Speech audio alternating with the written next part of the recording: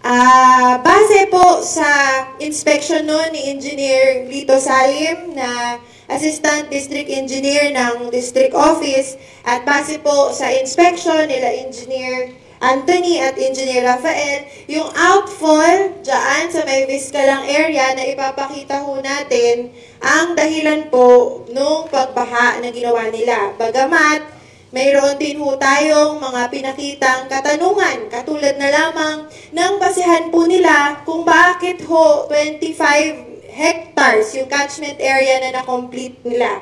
Na napag-alaman ho natin, binase po nila sa Google Earth. Ang ating computation po kasi dito sa Santiago City Engineering Office ay 100 hectare catchment area. Tama ho ba, Engineer Benedict? Ang ibig sabihin ho niyan, kung tayo ay conservative, sana ho ay nabigyan pa ng buffer yung 100 hectare na sinaservisyohan nung naunang drainage natin noon. Ngunit, ang computation ho ng ating regional office, kung wala pa rin ho ba? Ayan na, malapit na. Ang computation ho nila, base ho dun sa Google Earth, ay 25 hectare catchment area. Kung kaya naman, ang diameter ng kanilang HDP ay 2 meters. Kumpara sa ating box culvert noon na gano'ng kalawak ho yung box culvert noon, Engineer Ben? 2.2 by 2.4. Sir Aljon, rapid na sa katotohanan. Ayan, o ito, pakita natin. Ito ho yung dahilan nila noon. Baradong outfall na nilinis din ho nila na pakita natin after. So, from before, after. Nilinis na rin daw ho nila para ho sa mga susunod na baha ay may reasonable expectation ho tayo na hindi na bahain. Yun po yung commitment na hiningi natin at nakuha natin sa kanila. Magmula kay Engineer Reynard noon na siyang mula sa planning department. Again, ipapakita ko po yung disenyo ha. Balik nyo nga ho, Sir Aljon. Yung may malaking box culvert, tsaka may HD pipe. Ayan, ito. Dahil nung question ho natin ito. Ito, Sir Aljon, yan. Ito ho yung ating box culvert before. Ito ho yung HD pipe na in-install nila.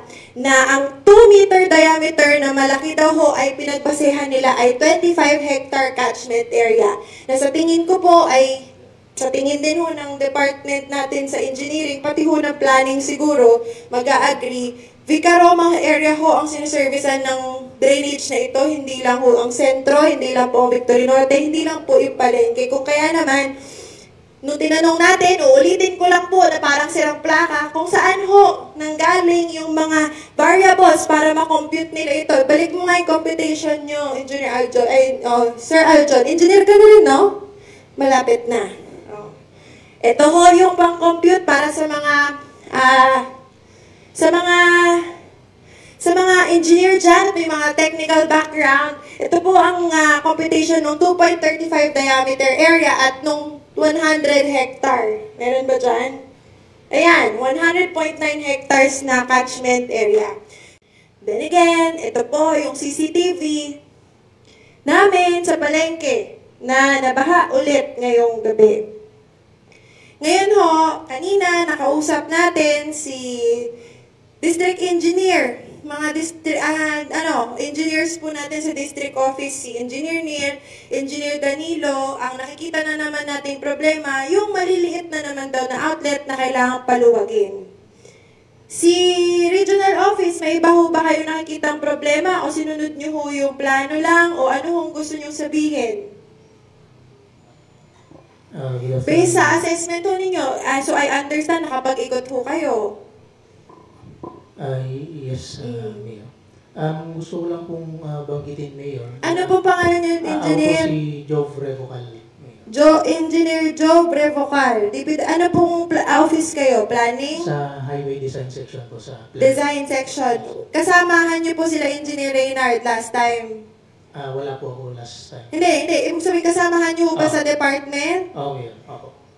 So, planning din ho kayo? Mayor. Okay. Sige po. Gusto ko lang pong ipaalam, Mayor, na yung buong drainage system ng regional office, actually is hindi pa po siya complete ngayon. Bali yung nagawa po as per contract ngayon is yun po yung budget na nakalaan para dun sa length na yun. Pero as per plan, meron pong additional na length ng drainage na didiretso po doon sa bridge, Mayor. Yan o yung sinasabi niyong phase 2, di ba, Engineer Joe? Opo.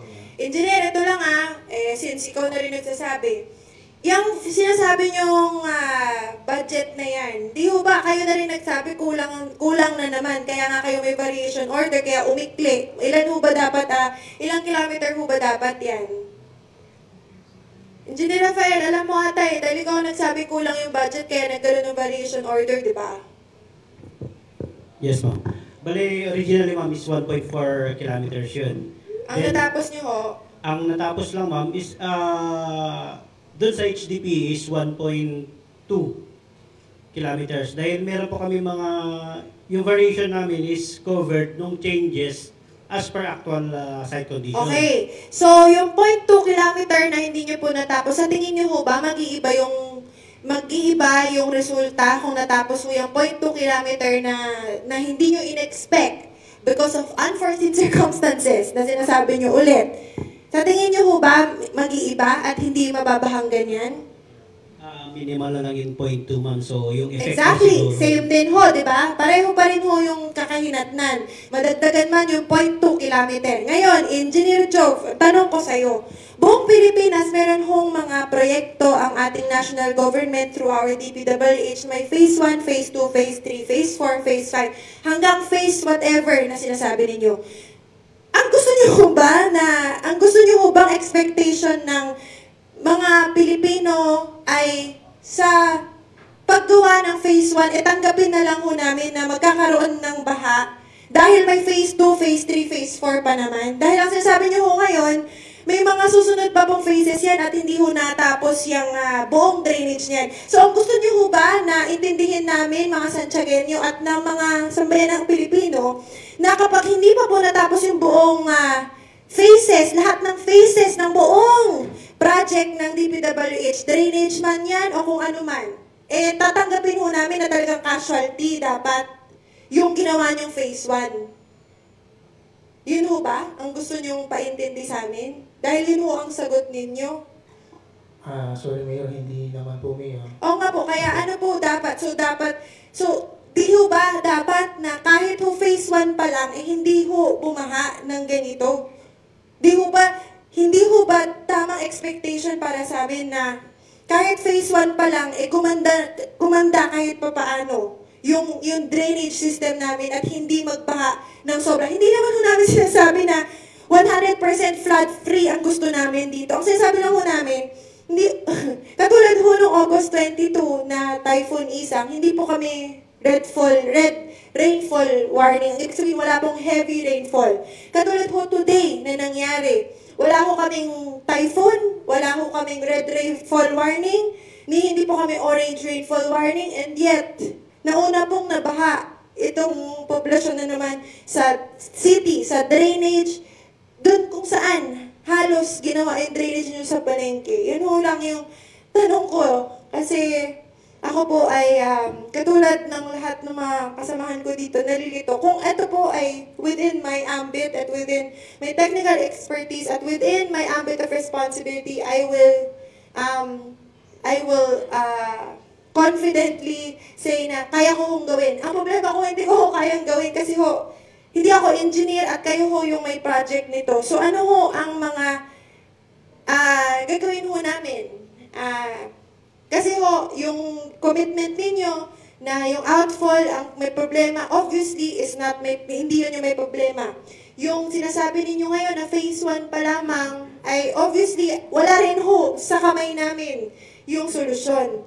So, Engineer Jake, ano ang gagawin namin? Titiisin lang namin na yung phase 1 ganito talaga. So, antayin namin yung phase 2. Pagkatapos ng phase 2, antayin namin ulit yung phase 3 para talaga maayos yung drainage namin dito. Kasi, ang problema ko, Engineer Jake, Joseph, Jake Joseph, tama ko ba? O hindi, si Engineer Jove pala to, Revocal. Ang problema ko, Engineer Jove, wala pa po kami sa signal number 3, wala pa po kami sa signal number 2, ni wala po kami sa signal number 1, ni wala po kami sa red rainfall warning, tas ganito po kasing ulan. Lahat po tayo dito naghahanap ng solusyon. Tama ho, dapat may managot, pero more than anything, moving forward, ang hinahanap ko po yung solusyon. Solusyon dito sa drainage problem na nakikita niyo naman hong lumala. Na walang kahit sino dito magde-deny na lumala dahil lahat po dito mag-a-agree sa akin na lumala ho yung drainage system namin at yung pagbaha dito sa poblasyon. Simula ho nung nagkaroon ng bagong drainage. So, ano ho ang naisip niyong gawin? Antayin lang ho namin yung phase 2? Antayin lang ho ba namin yung phase 3? For the most trusted source of news and information, visit our website at www.bomboradio.com. Follow us on Bombo Radio mobile app, Facebook, and YouTube. Like, share, and stay connected. Anytime, anywhere.